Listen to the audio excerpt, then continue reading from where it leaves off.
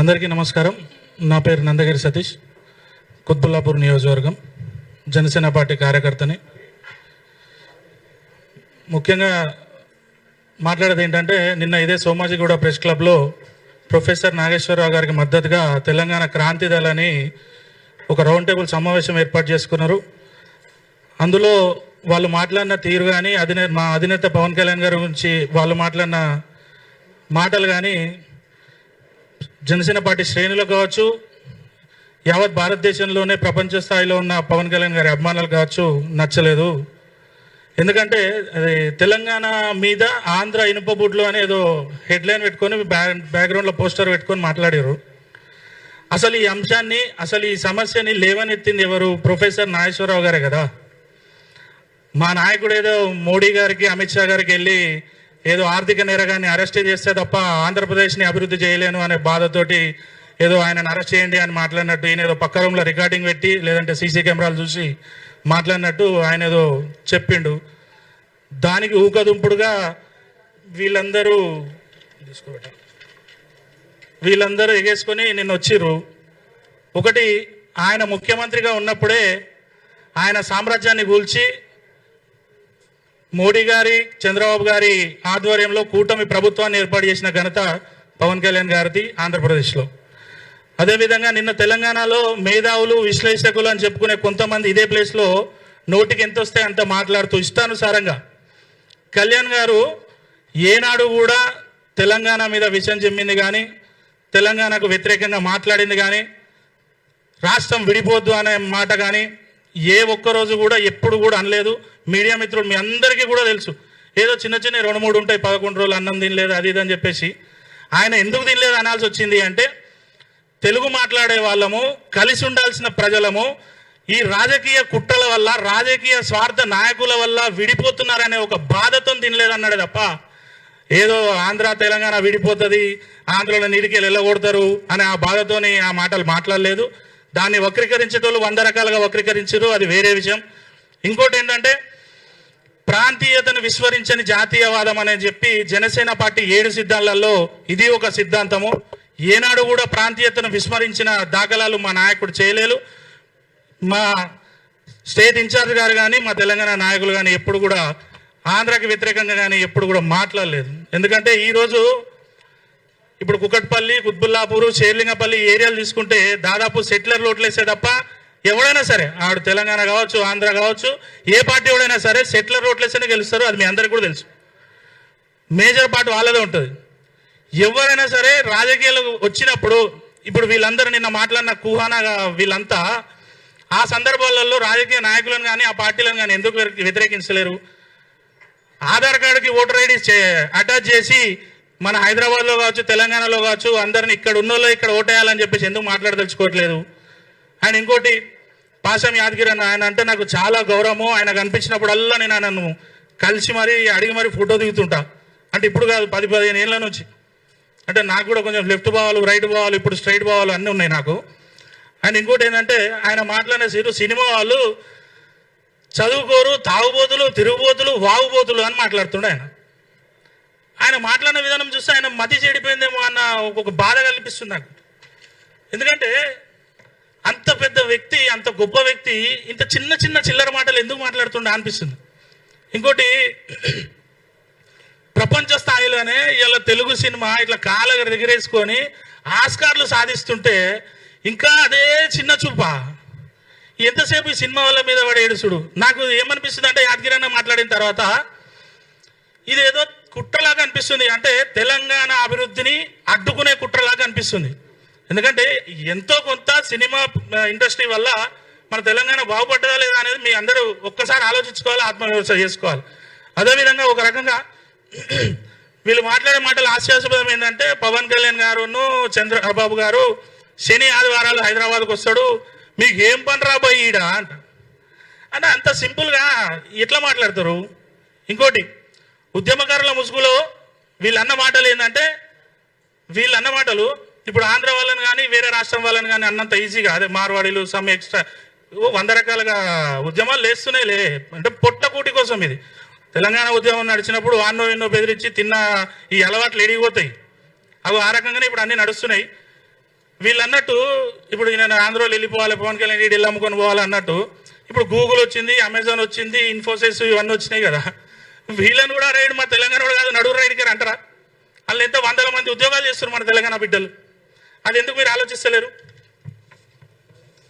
అదేవిధంగా నీళ్లు, నిధులు, నియామకాల కోసం ఏర్పడే రాష్ట్రం ఎంత అభివృద్ధి చెందింది, అసలు ఎలా ఉంది, ఏం చేస్తుంది, యువతకు మరింత ఉపాధి కలిగించాలంటే ఏం చేయాలనే ఆలోచన ఏనాడైనా ఉందా? కేవలం మా నాయకుడి మీద, పవన్ కళ్యాణ్ గారి మీద వాడు ఏడవడం తప్ప. ఒకటి మాత్రం బలంగా చెప్పగలం, మీరంతా కూడా కేంద్ర ప్రభుత్వానికి, అంటే నిన్న మీటింగ్ పెట్టిన వాళ్ళు కొంతమంది 5-10 మంది, అందరిని అనట్లేదు, జర్నలిస్టులు అంటే పాదాలు వందనం చేస్తా, వాళ్లకు హ్యాట్సాప్ చేస్తా, అందరిని అనట్లేదు. నిన్న కొంతమంది పక్కా మోడీ వ్యతిరేకులు, పక్కా సనాతన ధర్మ వ్యతిరేకులు, వాళ్ళ టార్గెట్ ఏంది? పవన్ కళ్యాణ్ గారు. ఆయన ఉన్న స్థాయికి, ఆయన ఉన్న చరిష్మాకి, ఆయన ఎత్తుకున్న నినాదం సనాతన ధర్మ పరిరక్షకుడిగా చాలా గొప్పగా ఆయన మాట్లాడుతున్నాడు. ఈయనను కొంచెం సైడ్ చేసినామంటే ఈ తెలంగాణలో ఇప్పుడు యువత అంతా కూడా చాలా అవేర్నెస్ వచ్చింది. హిందూ ధర్మం వైపు కావచ్చు, సనాతన ధర్మం వైపు కావచ్చు చాలా అడుగులు వేస్తున్నారు.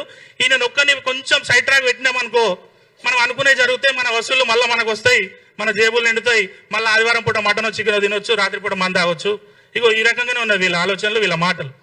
ఇంకోటి, గత 10 ఏళ్ల బీఆర్ఎస్ పాలనలో లేదా ప్రస్తుత కాంగ్రెస్ పాలనలో వీళ్ళు ఏ సమస్య మీద ప్రశ్నించారు, ఏ సమస్య మీద గలమెత్తిరు? ఎప్పుడన్నా ఉద్యమకారుల గురించి పట్టించుకుర్రా? 1200 మంది విద్యార్థులు చనిపోయారు అంటారు కదా, ఆ అమరవీరులు ఉన్నారు కదా, వాళ్ళ కుటుంబాలను ఎప్పుడన్నా పరామర్శించిర్రా? ఏ ఒక్కడన్నా పరామర్శించిండా? నిన్న మాట్లాడినాడు ఎవ్వడు పరామర్శించాడు.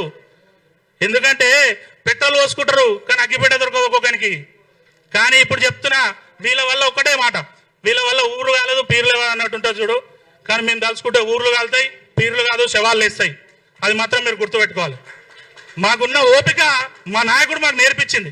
ఎందుకంటే మేము ఇదే తెలంగాణ గడ్డలమే పుట్టినాం, మాకు పౌరుషాలు ఉంటాయి. మీకంటే గలీజా మాట్లాడగలం, రారా పూరా అనొచ్చు, కింద వంట పెట్టి తొక్తా అనొచ్చు. కానీ మేము అంత సింపుల్గా మేము అనలేం, మాకు ఒక సంస్కారం ఉంది. అదేవిధంగా ఇంకో వ్యక్తి సీనన్న మీద కొంతమంది మాట్లాడారు, ఈ వైసీపీ అంటే ఎన్డీఏలో గెలవనందుకే పవన్ కళ్యాణ్ పట్టుకుందంట బీజేపీ. ఒరే అమ్మా, ఈయన కూడా కెమెరా పెట్టిండు ఆడ బీజేపీ ఆఫీస్లో. అవి ఆయన అట్లా మాట్లాడతాడు. కోతి బ్యాచ్, వెకిలి బ్యాచ్, దమ్ము ధైర్యము, బూట్ కాలుతో అంతా. ఏంది బాబు, మాకు లేవా బూట్ కాళ్ళు? అండ్ ఇంకోటి, భరద్వాజ్ అన్న కూడా మాట్లాడుకుంటా పోసాని గురించి, వర్మ గురించి తీశాడు. విమలక్క గారు చాలా హుందాగా మాట్లాడారు. నేను అనుకున్న మనసులో, అబ్బా దేవుడా, ఈమెనన్నా కొంచెం న్యూట్రల్గా మాట్లాడితే బాగుండరు అబ్బాయి అని మనసులో అనిపించింది. ఎందుకంటే నాకు ఆమె అంటే అభిమానం, ప్రేమ. ఎందుకంటే మన తెలంగాణ బతుకమ్మ ఆళ్ళు ఎత్తుకునే బతుకమ్మ కాదు, అవన్నీ కమర్షియల్ బతుకమ్మలు. విమలక్కది ఒరిజినల్ బతుకమ్మ ఆమె అంటే. అందుకనే నాకు చాలా ఇష్టం. ఆమె అన్నది 2009లో తెలంగాణకు మద్దతు తెలిపిన పవన్ కళ్యాణ్ ఇప్పుడు ఏమైంది అని అన్నది. మీ అందరూ గుర్తుపెట్టుకోవాలి, 2009లోనే తెలంగాణకు పవన్ కళ్యాణ్ గారు మద్దతు తెలిపిర్రు. అది విమలక్క కూడా ఒప్పుకుంది. ప్లీజ్ దయచేసి చప్పట్లు కొట్టాలి మన జనసేనకులంతా. సామాజిక తెలంగాణ, ఉస్మానియా నడిబొట్టు మీద పవన్ కళ్యాణ్ గారు చెప్పారు, ఎస్ తెలంగాణ ఉద్యమంలో నీతి నిజాయితీ న్యాయం ఉంది, బరాబరాను సామాజిక తెలంగాణకు మేము మద్దతు తెలుపుతున్నాము, కట్టుబడి ఉన్నాం అన్నవాళ్ళు చెప్తారు. ఎందుకంటే లైవ్లో ఉన్నారు వాళ్ళు. నాకు అప్పుడు ఎంత 23-24 సంవత్సరాలు, తెలిసి తెలవాళ్ళ వయసులోనే ఉద్యమాలు చేసినాం మేము. అండ్ ఇంకోటి, సార్ పెద్ద మనిషి ఆయన బక్క జడ్సన్ అన్న, మైకేల్ జాక్సన్ అన్న, బక్క జాక్సన్. ఆయన ఓజీ సినిమాలో కటాన ఇట్లా తిప్తానంట, వెనక కానిస్టేబుల్కి అనుకో కత్తి కలిగి అవుతుందంట. అంబర్పేట పిఎస్లో కేసు పెట్టిందంట. బిడ్డ నిజం చెప్తున్నా, నువ్వు కేసు పెట్టిన విషయం మాకు తెలియదు, తెలిసింటే మా మీద కూడా కేసులు పెట్టించుకునేటోళ్ళం. నీకు ఏదో ఒకటి చేసి అనొద్దు, మనం ఆ రకంగా మనం అనొద్దు. కానీ మీరు తొక్కించుకోవడానికి మేము సిద్ధంగా ఉన్నాము. కానీ మేము తొక్కితే మీ పరిస్థితి ఏందనేది మాత్రం మీరు ఒక్కసారి ఆలోచించుకోవాలి. అదేవిధంగా తప్పు ఎవరు చేసినా సరే, ఏ రాష్ట్రానికి పోయినా సరే దొంగను పట్టుకోవడానికి పోలీసు వారికి అన్ని విధాలుగా అధికారాలు ఉంటాయి.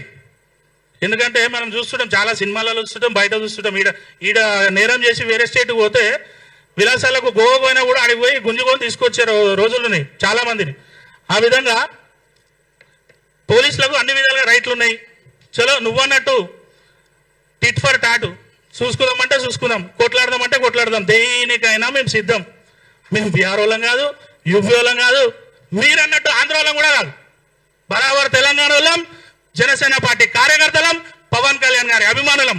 ఆ పార్టీ సిద్ధాంతాల వల్ల నడుస్తాం, ఆయన కోసం ఎంతవరకైనా తెగించి తీరుతాం అని ఇంకో అన్ని విధాలుగా చెప్తూ తులసి చంద్, ఆమె తులసి కాదు, ఆమె తులసి కాదు అనొద్దు, కానీ నేను ఇక అవి మన రాష్ట్రంలో బ్యాన్ చేసిర్రు, అవి అనొద్దు. సరే ఓకే అందరికీ. అండ్ ఇంకోటి పృథ్వీరాజ్ గారికి మర్యాదపూర్వకంగా చెప్తున్నా, నోరు చాలా అదుపులో పెట్టుకొని మాట్లాడండి మీరు.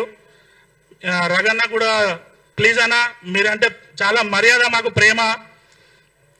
ఎస్పెషల్గా చెప్పాలంటే మీరు అందరు అన్నా కూడా మాకు ప్రేమనే, ఎందుకంటే పవన్ కళ్యాణ్ గారు మాకు ద్వేషించడం నేర్పించలేదు, ప్రేమించడం నేర్పించండు.